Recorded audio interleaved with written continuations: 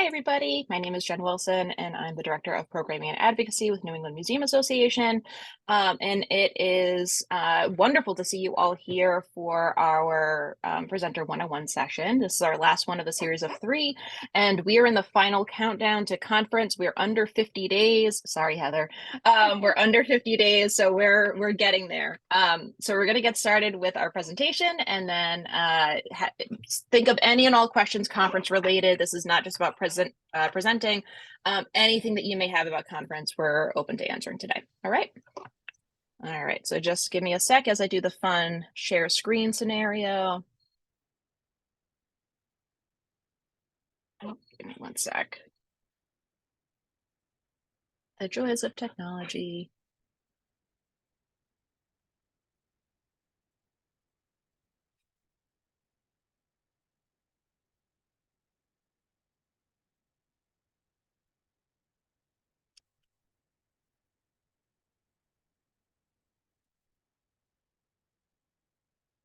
All right. And can I get a thumbs up that you can see that?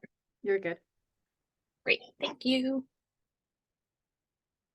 All right. So presentation and accessibility 101. First and foremost, thank you for being a presenter and a speaker at this year's conference.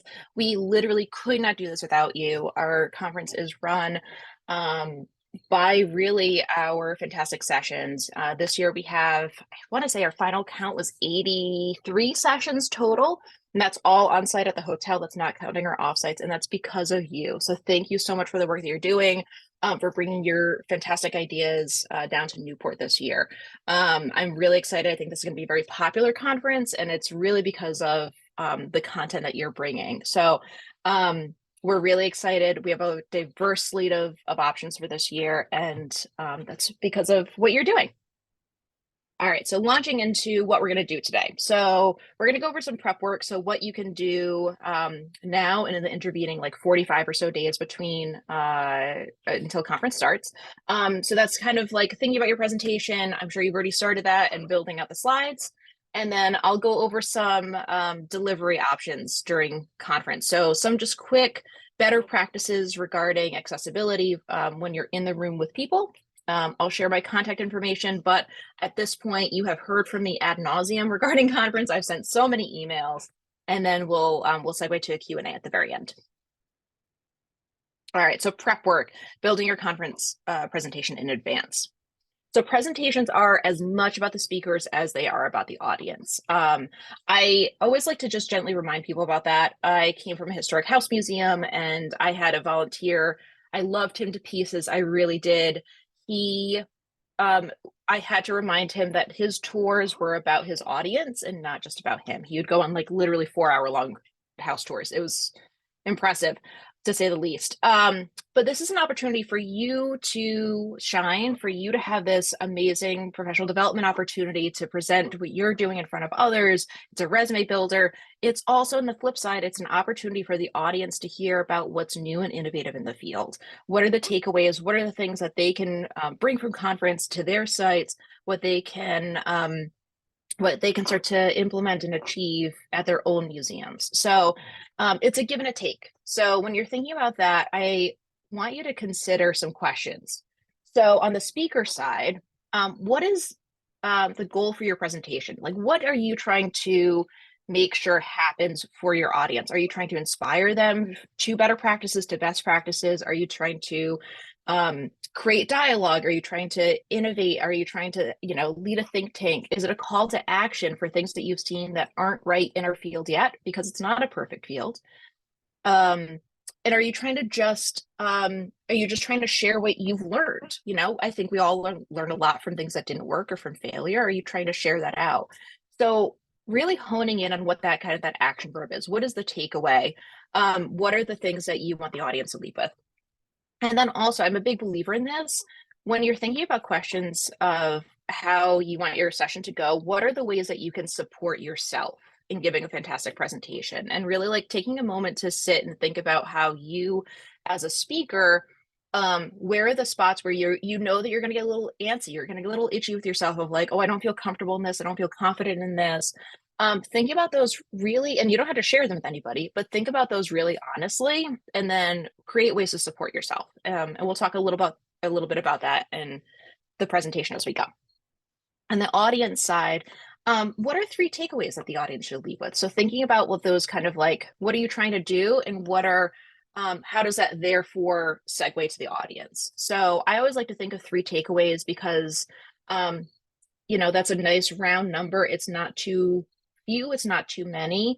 And that can be anything. It can be like, here's an action item list. Here are three ideas. Here are three contacts. Here are three services. It can be a combination of any of those. And then, as we'll talk about, what are ways to facilitate those takeaways for your attendees? So, thinking about delivery and implementation through the process. So, as you're thinking over the next, month or so about your presentation, honing in on it, these are some like, larger theoretical philosophical questions to consider. So now, as you've kind of mapped out what your deliveries are, what you want your audience to leave with, what you want to do to support yourself. Now it's the building process, right? So we're going to get into kind of the nitty gritty of what your presentation looks like. So I'm assuming that most of you do a PowerPoint presentation. So this part's going to be about slides and such. So as you're building your slides, you're building your content for your presentation. Some quick takeaways. We want it to be clear and accessible visually. So that means we want a clear font, a nice large font. Everything that I've read has varied on a font size. I kind of err on 28 point as like the smallest you should do. You can go larger if you'd like. You can vary the font size too, from like title slides to more text. I often err also on using sans serif. So I put an example over here of sans serif, which is an Arial or Helvetica. It doesn't have like the little filigrees. It doesn't change the width, as you can see in like a Times New Roman, right? So the reason that we suggest a sans serif is because visually eyes need to work literally less to read a sans serif. So as our eyes, and we don't even think about this, our eyes are looking at a sans serif font, our brains can commute it just a lot easier. And if you think about conference, you think possibly about your past experiences. After like 2 days of presentations, people are tired. They've taken in a lot of content. They've done a lot of networking. So we want to make sure that this is easy for people to just absorb information as possible. When you're also developing your presentation, think about the colors. So sometimes we want to get like really funky and like, use a lot of different colors. I recommend going for, and this is, as you can probably see behind me, this is going to be something that is contrary to me. We're going to go for something minimalistic. We're going to go for high contrast. We're going to go for black and white or an ivy. I'm using a dark gray and a purple on this presentation. I like color. I like, big flashy things, but for a presentation, really err in high contrast. That allows people to see very clearly between the background and the text. So I often do a dark text and a light background. You can flip it too. You can do a dark background and a light text. That's really nice if you're doing like a title slide and the dark background, light text, and then you flip it for your regular. I also suggest avoiding large amounts of red text. You'll see a slide in a little bit about that. That can be really jarring visually. And then also avoid yellow backgrounds. I love yellow, it's my favorite color, but that can be really hard for the eyes to absorb, especially in contrast to other colors around it. So those are my kind of quick tips on that. I'd also, if you're thinking about some high contrast, I would avoid specifically like a red and green scenario. For anybody that is colorblind, those are colors that can be really hard to distinguish between them. And that's usually percentage wise for people who are colorblind, like that's the one that's the most difficult. And then for spacing, as you're kind of building out your presentation, the more space, the better. You want it light, you want it airy. I recommend like a 1.5 or 2 spacing between lines.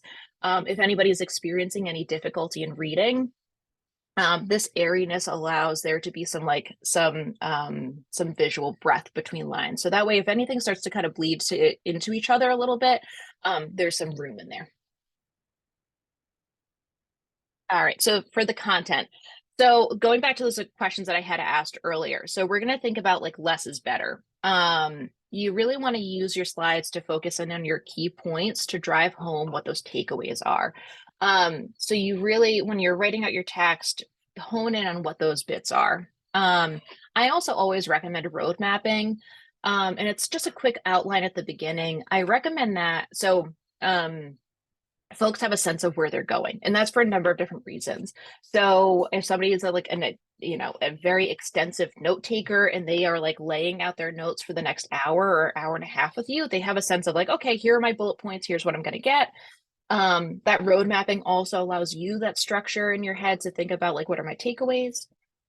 Also, people are people, like they're human, they have human bodies. If somebody is like, I can make it for like 45 minutes before I have to run to the bathroom because that's how my body is. It also gives them a sense of like, okay, where are some natural breaks? Where can I kind of like duck out easily? So people can just have a better sense of where their time is. I think we all like to kind of know where we're going, right? So that road mapping is really quick. It can be 3 or 4 points. You don't have to have like a huge like, table of contents at the beginning, but just a brief like, here's where we are.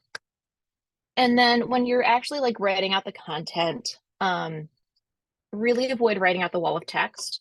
And I'll actually, let's start with that. Leave out the wall of text. I think we've all been in those presentations where we get to a slide and it's just words. And we don't know if our brains don't know if we're supposed to be reading the text or listening to the speaker. And we're in this like, what do I do? This parallel, like, oh, okay, are we going back and forth? If you're an extensive note taker, sometimes you try to scribble down as much as possible. If you really need the wall of text, if you're quoting something in particular, I recommend like bolding and highlighting the bit that's really pertinent. So like you have the context and then you hone in on what's really necessary. But otherwise, just if you can hone it down, if you can narrow your focus, really do that. Rely on your key points for your slides. And then your slides are great for your audience. You should have your own personal notes if that works for you. So you don't necessarily have to rely on your slides to be um, your personal focus.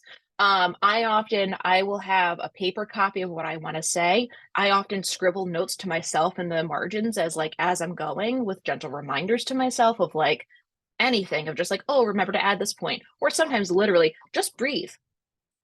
So think of your personal notes as yours of like what your takeaways are, the ways you can support yourself, and then your slides are for your audience. All right, so this is my example of that wall of text scenario. So this is our title for this year's session, our theme for this year's session, and then our original context of what we were asking for the call for proposals. You may have already started to notice that like I'm talking and you're trying to probably maybe still read this, even though you already have. I've also put this in like a serif font in red. This is really hard for people to kind of take in. You can see the wall of text is like, where does my attention go? This lower contrast between a gray background or a beige background and red is a little bit harder to read than a black and gray or black and white. The serif fonts, it's probably easy to read right now, but give it if you're in presentations for a couple of days, it's going to be tiring. So this is an example of like, don't do this. Just don't. Make your life easy, make it easy for the audience. So this is an example of like, just things to skip because I think it's always nice to have that visual. All right, so if you're using audio and visual in your presentation, if you are using a video or if you have one of your speakers and they are zooming into the call, please use closed captioning on all of those, on all that content. It's easy enough to turn on videos in a Zoom call. There is an option for turning on captioning. We will also have tech people at the hotel who can help with Zoom setup and such. I'm going to let them all know about which rooms have some Zoom speakers. But the reason we want to have closed captioning on those videos and for our speakers is if anybody has low hearing or is deaf, this allows them to access that content to hear and engage with those speakers. This is also really nice for anybody that's a non-native speaker as well to have that additional layering. So they're listening and they're getting some text as well.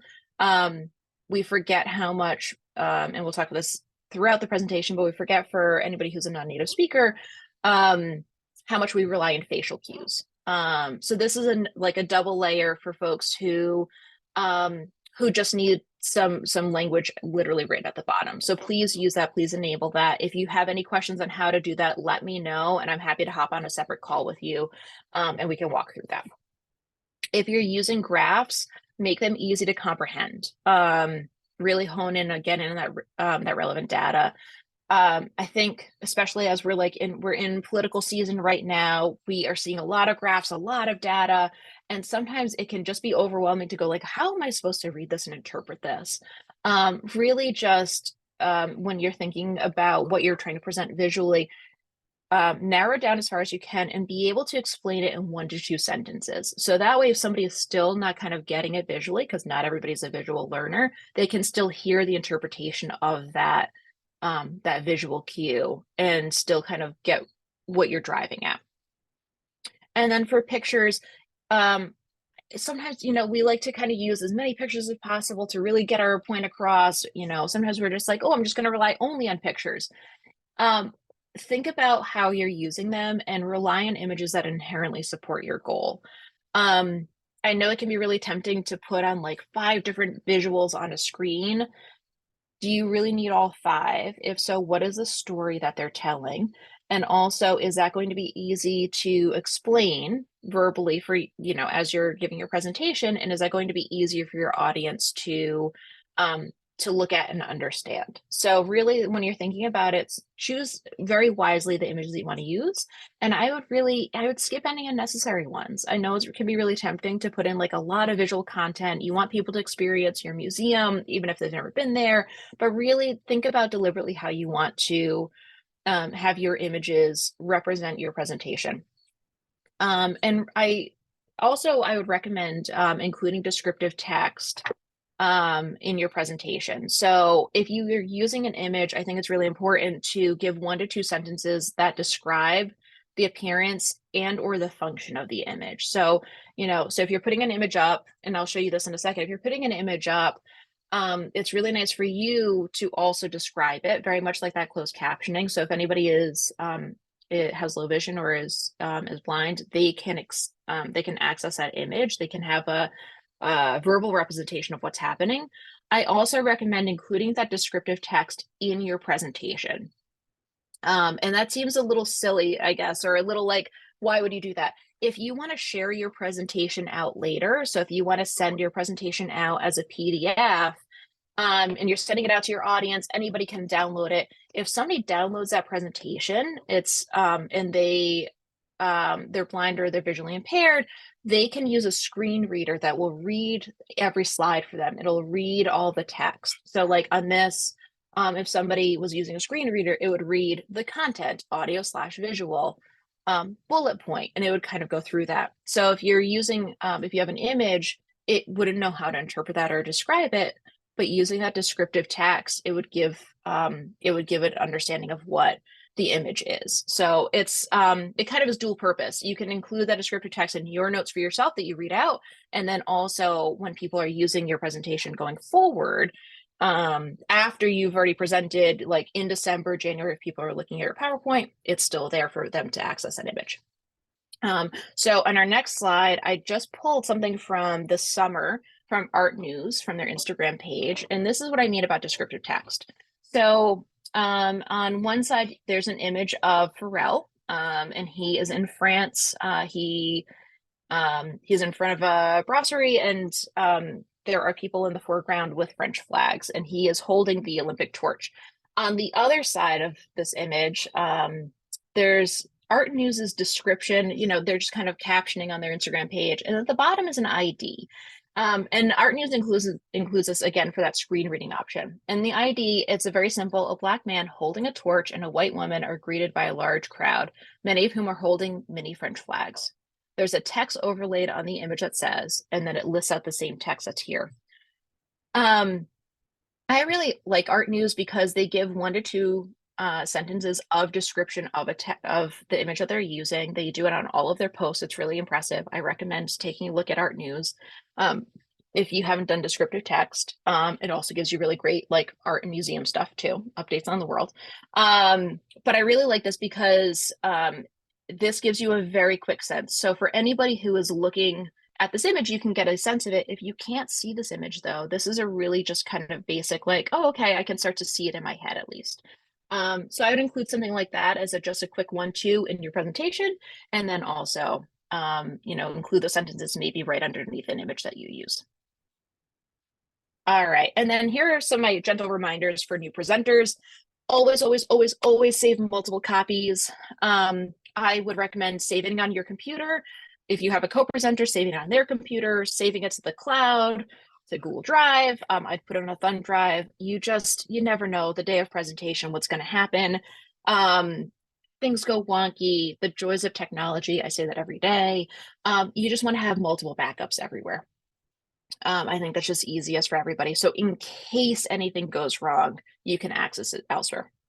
I'm also a big fan of using a clock app on my phone. So that way I just have a visual cue of what time it is. Like I already know I'm running late at my presentation because I'm using something called nighttime. This literally just stays up on my phone and it just acts as a clock. So that way I don't have to keep checking my watch. I can just kind of keep glancing over going like, oh, okay, well, I need to speed up or I'm a little late today. Don't forget your chargers. We had somebody who forgot their charger last year and had to go and spend an exorbitant amount of money for a backup charger because literally could not find anybody else with the same type of computer that had that same charger. Also, if you're bringing a Mac product, please bring an HDMI converter dongle. I'll send a link about that in my next round of reminders to all of our speakers. Our tech team will have some, but I'm not sure how many. So it's just better to have your own also so that way you can practice on your own if you need it. And then some other just like kind of quick, the quick computer things. Mute notifications on your phone. I get my text messages that pop up on my computer. You don't want people to see you don't want them to see that. They don't want to see that. That's your own thing. Just mute those notifications. It also means that you're less stressed about one other thing. And then check your computer for software updates in 24 hours in advance. So either update your computer or you can mute your updates until after the conference. But that way, like morning of, you have a 9 a.m. and you're like, oh no, my computer is going to take 45 minutes to update itself for some reason, and it's today. Save yourself that hassle. All right, so those are some of my gentle reminders on that front. And now sharing is caring. So some really quick, better practices for day of. All right, so don't make assumptions about who is in the room with you. Disabilities are both visible and invisible. So we never know what people are bringing with them into the space. We never know what people's needs are. So don't make assumptions that like, it looks like everybody in this room can see. It looks like everybody in this room can hear. That's not the case. Everybody's bringing their lived experiences with them.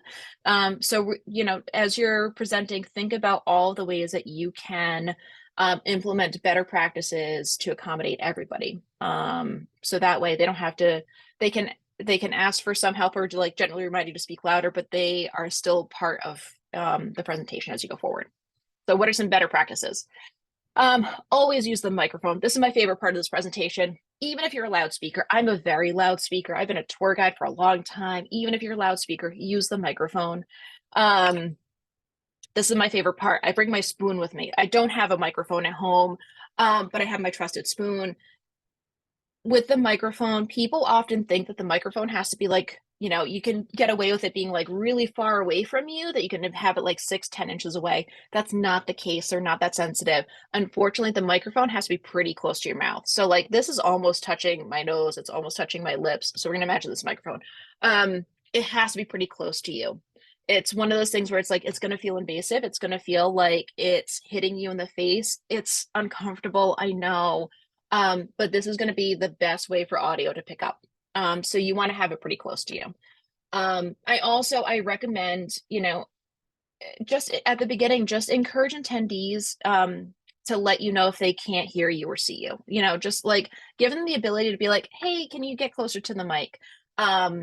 It's a really easy thing. Don't feel embarrassed by it. I think that develops a rapport with the audience. But like, if you start to float, because we all do, we start to kind of like, we want to back away from this. Somebody can just raise their hand and say like, can you get closer? It's just a gentle reminder too. When you're presenting, speak at a comfortable, measured pace. Remember to breathe. I think especially if we get nervous, we can think that like, I'm going to talk really, really fast. I'm going to talk on my phone. No, we're going to get up here. Talk at a comfortable pace. Your pauses in between and your sentences, they feel longer for you than they do for the audience. Make sure you feel comfortable. Take a sip of water when you need it. It's going to be better for everybody. Take a healthy pause. It's okay. People are taking notes. They're going to be taking pictures of your screen. It's okay. As you're also presenting, remember to face the audience and refrain from covering your mouth. So if anybody is deaf or has low hearing, or if they are non-native English speaker, they're going to rely on your face to understand what you're saying. So as you're presenting, don't keep kind of like talking over here and looking at your presentation or kind of like turning away. It's okay to glance and then to look back, but make sure that for the most part, you're here, that you're facing your audience. Also, that being said, if you are a kinetic speaker and you start moving around, you're playing a video, sometimes we get a little like we're gonna use the space, we get a little theatrical. If that's the case, or you start to pace during a video, if that's the case, make sure that you are not blocking any on-screen captioning, or if you have an interpreter in your room, that you're not standing within a line of sight for somebody. So make sure that that you're not the wall, if you will, between what your audience needs and what they need to be looking at. And then I also really recommend repeating questions back to the group. So if you're in the Q&A, the audience may have a microphone, they may not. This is a great opportunity for you to repeat back for everybody, because you'll have the mic, to repeat back what you're hearing. So everybody in the room can hear the question, they have that context. It's also a nice check-in to make sure that you understand what's being asked. I know I've had so many times where people ask me a question and I start answering it. It's not actually what they asked me. So it's a nice opportunity to go like, okay, this is what you asked me. I'm just making sure that I understand the question correctly. So it's a nice like double check, if you will. Other better practices, again, provide those brief descriptions of images on your slide, so that really that descriptive text. I also recommend giving a brief synopsis of a video before playing, 1 to 2 sentences, very much like your images. Again, it provides some context and some framing about what you're going to play. It's just kind of part of that road mapping idea as well. If you are asking for action in your room, make sure that you are also describing it. So if you're asking for people to like raise their hand because they're kind of voting on something, it's really great to just go like, so we have probably about like 100 people in the room and half of them are raise their hand. So if anybody is unable to see the space, they still have a visual sense of what that vote is, of what the space is like. And also, it can save people from like, careening their neck around trying to get a visual. It's a really quick, it takes literally 1 second to do. And then during your Q&A as well, if you have multiple speakers, just state your name before answering. It's really nice to just give that framing and context. So that way, if somebody can't see who is answering, it's a nice way to go like, oh, okay, well, Jen from NEMA is saying this. It's also, after a couple of days of conference, we start to forget who's who. And like, if you have 10 speakers on your presentation, there are a couple that do have a lot of speakers. It's a nice gentle reminder of like, oh, okay, this person's at this organization. This person's perspective is this when they're answering. All right, and then this is my second favorite part, is gentle reminders for nervous speakers. Introduce yourself silly. I'm a walking tour guide. I have been for 8 years now. The very first walking tour I ever did, I was so excited and so eager to do my tour, I forgot to introduce myself.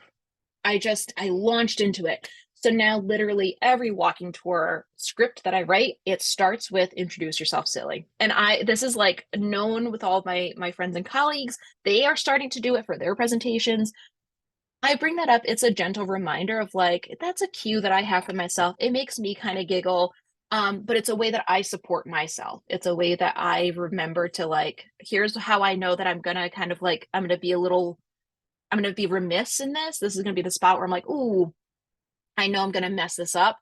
So that's my support. That's the structure that I've created, and I put them throughout. I put like little notes to breathe. I put little notes for myself. And that's just a way for me to understand. So think about how you as a presenter are like, where are you nervous? Where are you a little like, oh, I think I'm gonna mess this up, and then create a structure for yourself. As you know, as nervous speakers, we can, as I said earlier, we can start to ramp up and we can start to talk from our throat and get really, really flighty, and pace yourself. Take a deep breath. Um, yeah, if you're finding that you're getting really nervous and you're talking from up here, take a deep breath and try to like, this is a very theater thing, also background of mine. Try to pull it from your throat and like take a deep breath and like try to breathe from your stomach and like really try to bring yourself into like talking from your chest a bit more. That'll help you feel more grounded. There are a lot of great like breathing exercises. If you find that if you're a nervous speaker, there are a lot of great breathing exercises on YouTube. You can find a lot of like actor exercises that'll help you kind of like find how to talk from your chest. Breathe. Just remember to breathe. That's always like that should be the whole presentation. Just breathe. Those pauses will feel much longer for you than for your audience. I mean that sincerely. Like you taking a deep breath and grounding yourself is important. And if somebody thinks that you're half a beat too long, not the end of the world. It's fine. And then last but not least, give yourself a lot of grace. If you're a first time presenter at conference and you're in front of a room with 100 people, that's amazing. That's incredible. That's a huge professional achievement. Give yourself a lot of grace with that. Like you're doing something big and possibly scary for yourself. So, give yourself that leeway. It's perfectly okay to be vulnerable. It's okay to like, to make, to say like, hey, I'm a first time presenter and I'm here and I'm really excited to be here. You can channel that energy. You can also, I always find that making people laugh with you can break the tension. I remember the first bus tour I ever did. I was on a bus traveling backwards, and I had a microphone like wedged in between my chest, and like I was leaning against the back of a seat, kneeling, and I had the microphone like here, and I was sweating through my blazer, like bullets, sweating through my blazer. And somebody asked me afterwards, like, oh, well, you passed by this thing and you didn't mention it. And I pretty much go, like, I am so sorry. That was my first time ever doing that. And like, I am like drenched right now. I got him to laugh, and like, that just made it such more of a human experience. And, they weren't angry with me. They were like, I get it.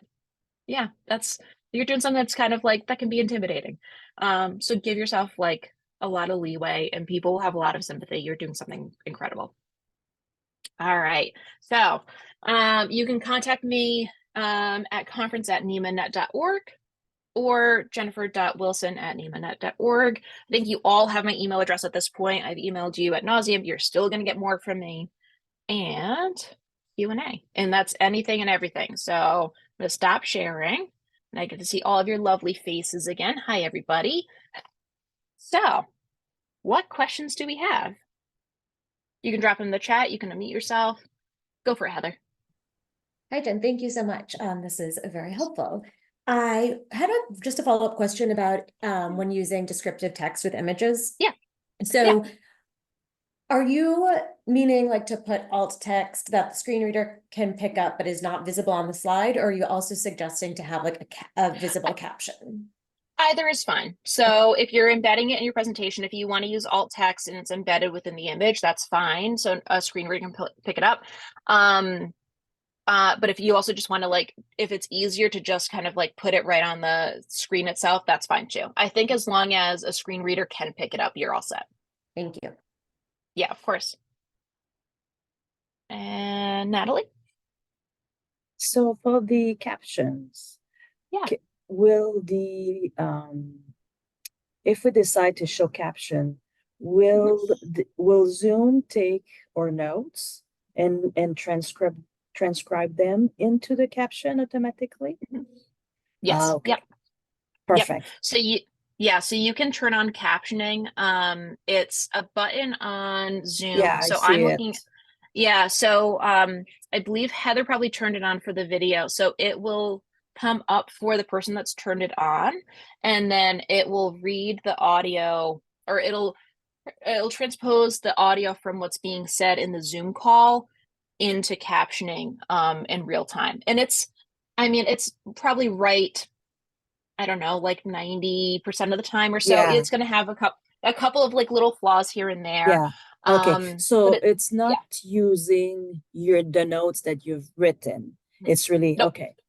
yeah, Okay. yep, Well, I yeah. hope I'll be I'm French Canadian, so though I'm speaking English, sometimes I might have an accent. So I was You're hoping that fine. using the notes would be fine. But if people don't understand, they can tell me. I have no Oh, issues. they'll be fine.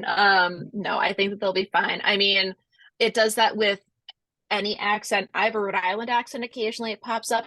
It captures some quirky stuff from me, so don't worry. But Okay. I think All right. as long as the audience can get most of what you're saying, you're fine. Right. Any other questions? Anything and everything. So it doesn't have to be about presenting. It can also be just general conference questions too.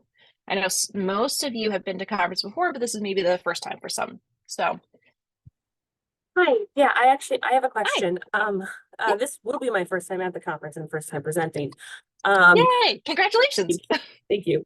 We are considering putting setting time aside in the presentation for Q&A from the audience. Is that Yeah. something that has happened regularly and works well in the past? Okay. Oh yeah.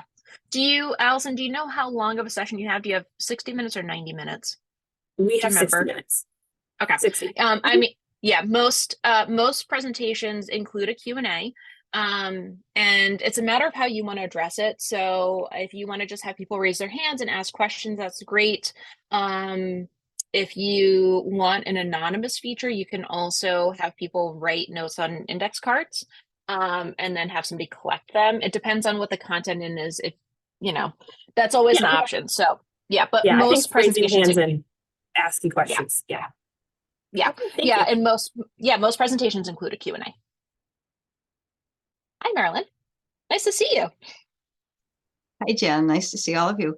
Um, I thought I had on my calendar some kind of a deadline today for the final program. What is the next deadline for, or is that already set? The names of the panelists and the description. Is that done? So our preliminary program is out. So we have a PDF draft of, or not a PDF of our program that's out.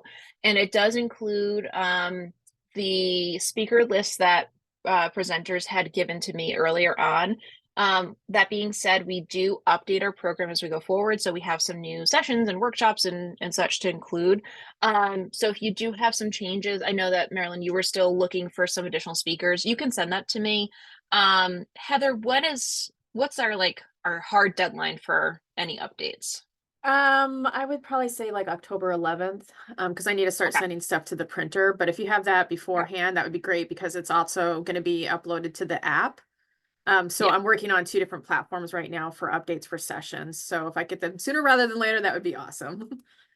Okay, Yeah. good. I think you have everything, Mhm. but I'll check. Mhm. Yeah. Thank you. Yeah. Yeah, I think that's probably, Marilyn, I may have given you an earlier deadline knowing that like inside we have a lot of moving parts for conference. So all right. Any other questions? Anything or everything? All right. If we're feeling okay, wonderful. I'm always available. So feel free to send me an email. I neurotically check my email all the time. Probably more than I should. I can see Heather's little smirk as I say that. Yes, I know.